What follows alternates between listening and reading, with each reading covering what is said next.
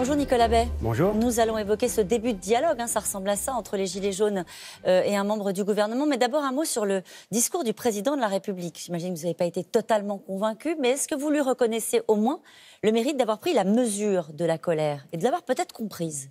Non, je crois qu'il n'a pas du tout pris la mesure de la colère. J'ai écouté attentivement le discours du président de la République et on a eu un Emmanuel Macron qui finalement est un président hors sol, avec des réponses qui sont totalement hors sujet. Pourquoi hors sol ? Hors sol parce qu'on a le sentiment qu'il est totalement déconnecté des réalités que subissent les Français et dont souffrent les Français. Aujourd'hui, nos compatriotes l'interpellent très vivement sur une question absolument centrale qui est la question du pouvoir d'achat. Le frigo est vide à la fin du mois. Les sacrifices considérables qu'on a exigés des Français, les gouvernements précédents aussi, pas seulement ceux d'Emmanuel Macron, aboutissent à ce que nos compatriotes ne peuvent plus aujourd'hui faire face à leurs dépenses quotidiennes.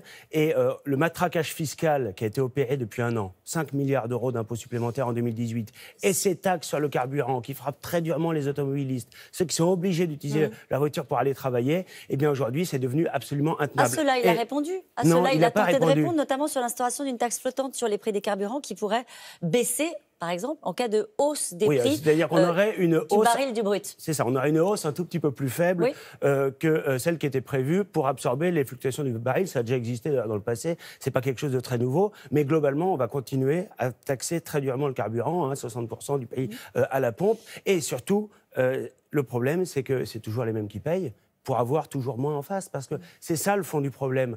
Nos compatriotes payent toujours plus d'impôts, les classes populaires et les classes moyennes, ceux qui travaillent, ceux qui ont travaillé avec la hausse de la CSG, et puis à côté de ça, on a ceux qui sont un peu les bénéficiaires, les plus riches, qui sont les bénéficiaires des choix politiques et des choix fiscaux d'Emmanuel Macron.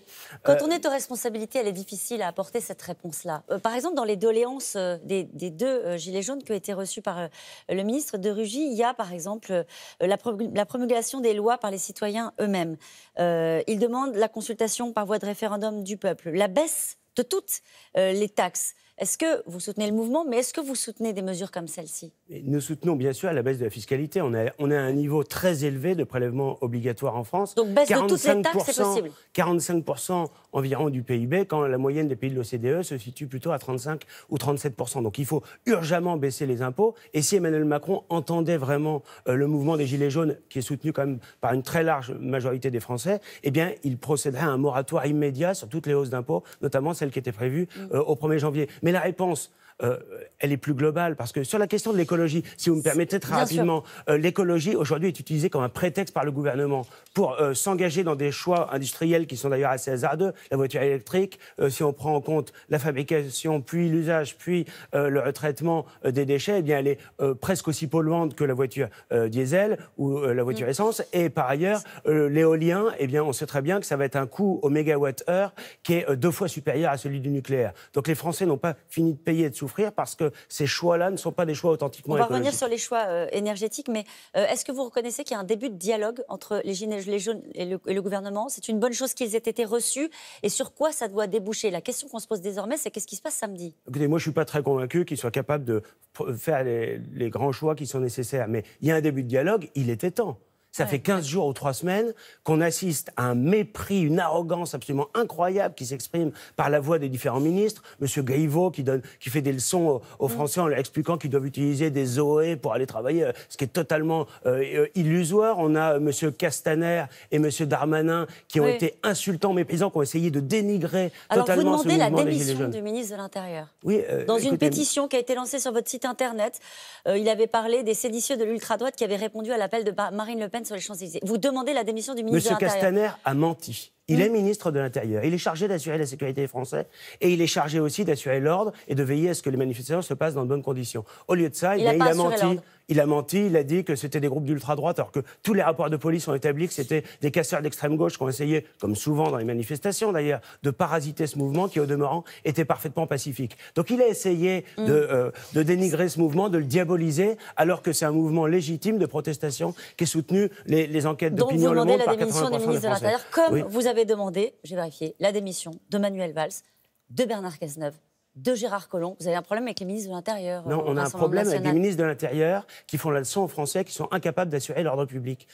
On parle des impôts depuis tout à l'heure, mais les Français payent des impôts, toujours plus d'impôts, et en contrepartie, on a un État qui assume plus ses missions fondamentales, notamment la sécurité publique. Qu'est-ce qui se passe samedi? Est-ce que vous soutenez une mobilisation, une nouvelle mobilisation samedi, au même endroit, sur les Champs-Élysées, après les images qu'on a vues le week-end dernier? Depuis le début, nous respectons le caractère citoyen de la mobilisation non partisan.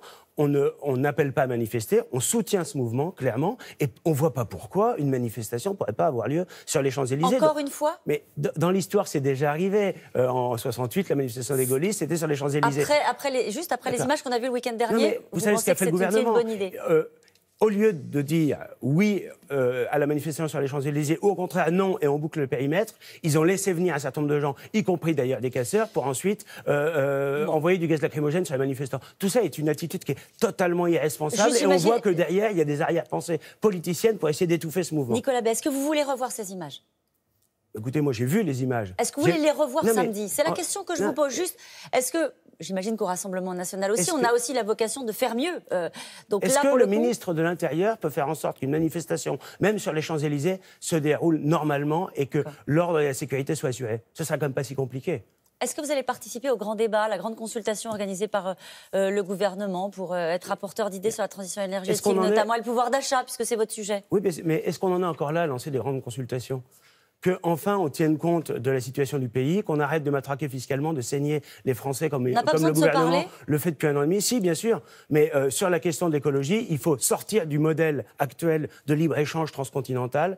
Un super-tanker, il y en a 50 000 qui sillonnent les mers de la planète. Un super-tanker, il pollue autant à l'année que la totalité du parc automobile français. Donc, si on veut faire de l'écologie, eh bien, à ce moment-là, on remet en cause le modèle du libre-échange total. Or, Emmanuel Macron est totalement acquis à ce modèle, et il le défendra d'ailleurs dans la campagne européenne. La Commission européenne, aujourd'hui, va aller toujours plus loin dans la concurrence déloyale des traités de libre-échange avec le monde entier. Juste la question. Non, moi, je veux bien participer à tous les débats possibles, mais je crois que les positions sont tranchées, sont claires. Et aujourd'hui, d'ailleurs, le gouvernement essaie de faire croire que les Français ne comprendraient pas. Et ils disent on va faire de la pédagogie. Mais les Français, ils ont très bien compris. Ils en peuvent plus. J'ai une question sur le nucléaire, pour terminer, et EDF en particulier. Est-ce que vous pensez que le président a raison de redonner des perspectives à cette filière nucléaire, puisqu'il évoque même la construction de ce qu'appelle le nouveau nucléaire, après une réflexion d'ici à 2020?